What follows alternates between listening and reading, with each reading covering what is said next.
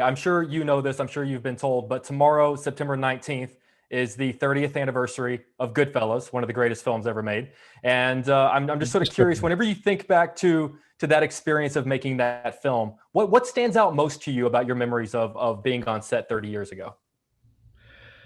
Um, Big mountain. Where we're going, we don't need roads.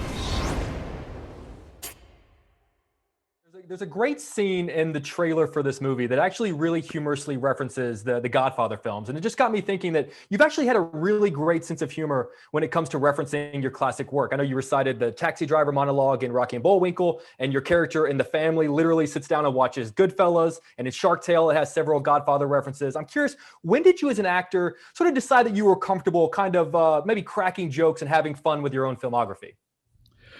well, that I actually, I don't know if any of these things were before, but Analyze This was one that Billy Crystal had an idea in the script and so on, and he wasn't sure whether I'd even be interested. And I said, well, let me see it, let me look at it. And I read it, and I said, yeah, well, why don't we have a reading?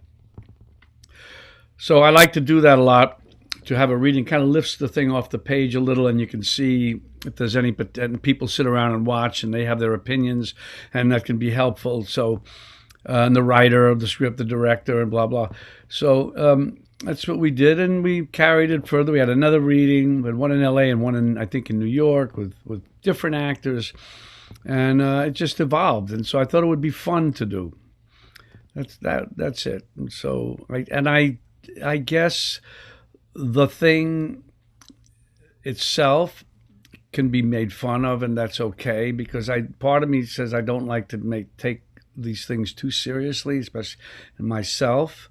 They carry their own whatever they carry. So if you make fun, you did it, so you have a right to do it, and maybe there's something good to that, and that's all.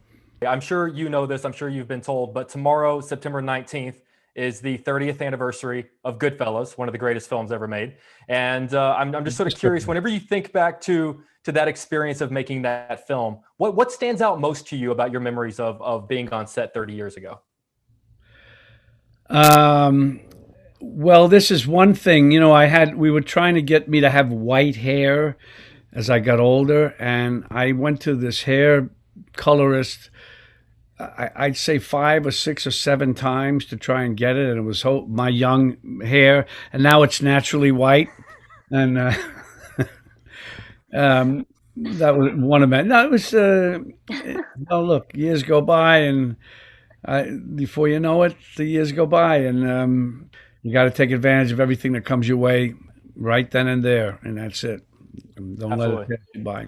Oaks and Laura, obviously, I'd imagine as young actors, such an amazing opportunity to work with Mr. De Niro, one of the greatest actors of all time. And I'd imagine at this point in your career, you're soaking in everything and you're taking lessons to bring to your next project. What's a lesson that you learned from Mr. De Niro that you're always going to remember that you're going to take to your next projects?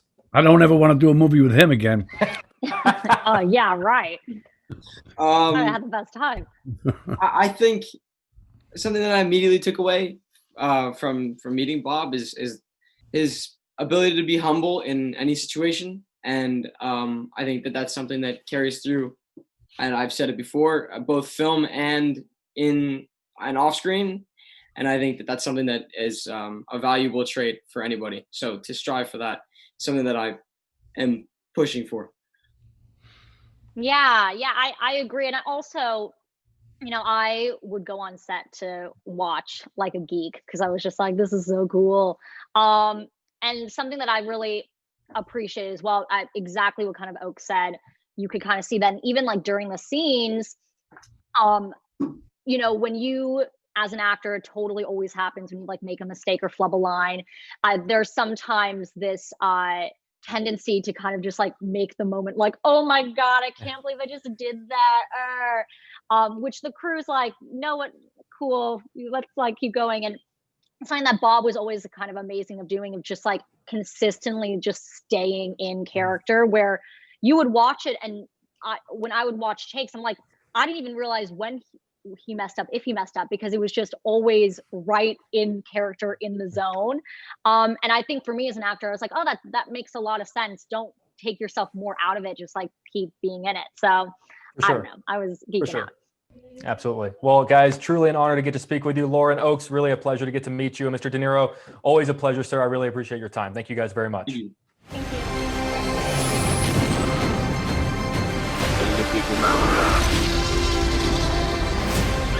Where we're going, we don't need roads.